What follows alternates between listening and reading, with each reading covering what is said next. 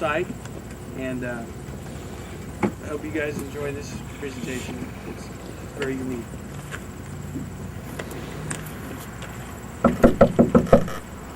Yes?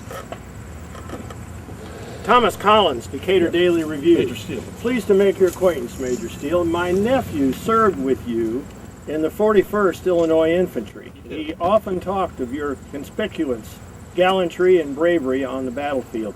It's an honor to know a gold medal winner, sir. Thank you. Collins. Patrick Collins is your nephew? Come in and have a seat. He accompanied me. I remember him well. He was with me in July of 64 when we brought General McPherson's body back from Atlanta to Ohio.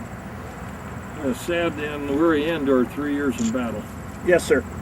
Nearly a quarter century has passed, but he still vividly recalls all the details of that trip back to Ohio and then back home to Decatur. It was very memorable. I won't take much of your time, sir. I know your job here as Chief Railway Clerk at the Wabash is very demanding, but as you know, I'm writing an article for the paper on candidates for Macon County Treasurer in 1888, and I need to gather some article on you for the article. Well, I'm happy to oblige. How can I help? What would you like to know? Well, first I see you're married to General Jesse Moore's daughter. That's one of the best things I did, I'll tell you that. I met my beautiful Sarah while I was home on leave in 1864. And I wasted no time in making her my wife. I'll tell you, she's wonderful. We were married in April that year, just before our return to war to fight in the Battle of Atlanta. Mrs. Steele has been my greatest blessing and inspiration. My job as assistant postmaster and my railway clerk job have not paid much, and so my real assets are the fact that I married such a wonderful person. My Sarah's wonderful. So you joined the war at the beginning, sir? I did. I enlisted with the Decatur Grays when I was 25 years old, and they began service in 1861. We became Company A of the Illinois 41st in August of that year under Colonel Isaac Pugh of Decatur. What campaigns did you see, sir? Well, I took part in Fort Henry, Fort Donelson, Corinth, and I was adjunct to the regiment at the Fort Donelson campaign, and President Lincoln actually appointed me a captain to assign me as aide-de-camp to General McPherson. I directed Sprague's brigade in July of '64 at the Battle of Atlanta. I nearly lost my life there under dire circumstances when I rode into the enemy's line. Sadly, General McPherson died in that campaign. After we escorted the general's body back to Ohio, I returned home and was assigned to General Frank Blair's staff to serve out the rest of the war. I was breveted major in March of '65. Can you tell me about your involvement in the formation of the Grand Army of the Republic, sir? I can. I'm very proud of that. I was one of a dozen men who formed the initial chapter of the Grand Army of the Republic and served as its first adjunct at the post.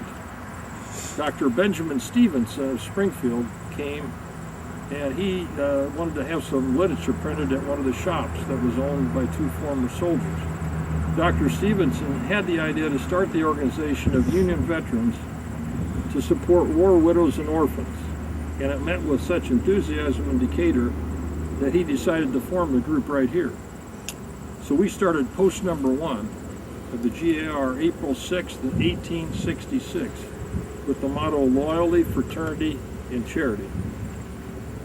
But the Rockford chapter now claims the title of post number 1. Yeah, but that's politics, those guys. The idea for the GAR spread quickly, and many chapters were formed around the country. And I'll tell you how that happened. Is the organization was open to any honorably discharged Union soldier, white or colored.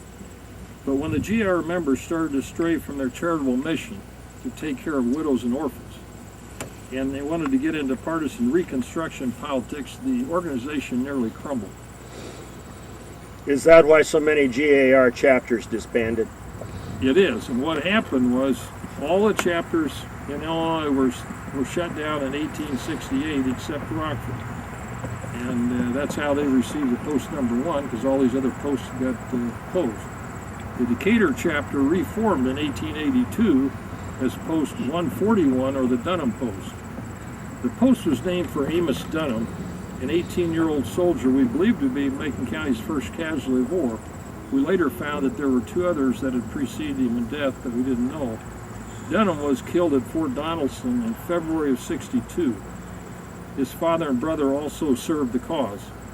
His father was wounded in battle, did not know young Amos had passed until he returned home. Yet, like many men, both old and young, Amos Dunham was willing to lay down his life to preserve his country. The 41st paid a heavy toll in the war. We are counted among 8 Illinois regiments with the highest losses in battle. Major Steele was elected county treasurer in 1888. And after his term expired, he became deputy postmaster for a few years before returning to public service as the assistant county treasurer. He died in 1897 at age 61 from progressive heart trouble. Despite his military success, he died poor. His wife, Sarah Jane Steele, died in 1928 and is laid to rest here in Greenwood next to the Major. In 1915, the Women's Relief Corps marked the Grand Army of the Republic Decatur birthplace with a bronze tablet. The tablet was unveiled by Major Steele's granddaughter, Ruth Donahue.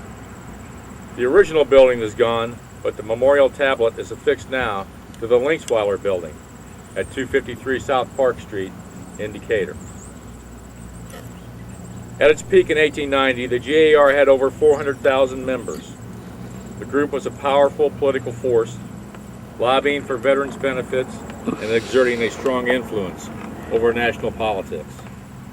The national importance of the GAR is memorialized in Washington, D.C. A Pennsylvania Avenue monument credits Decatur, Illinois as the birthplace of GAR and is listed on the National Register of Historic Places. It is the only monument in Washington inscribed with the name of a city. Thank you. Thank you all for coming.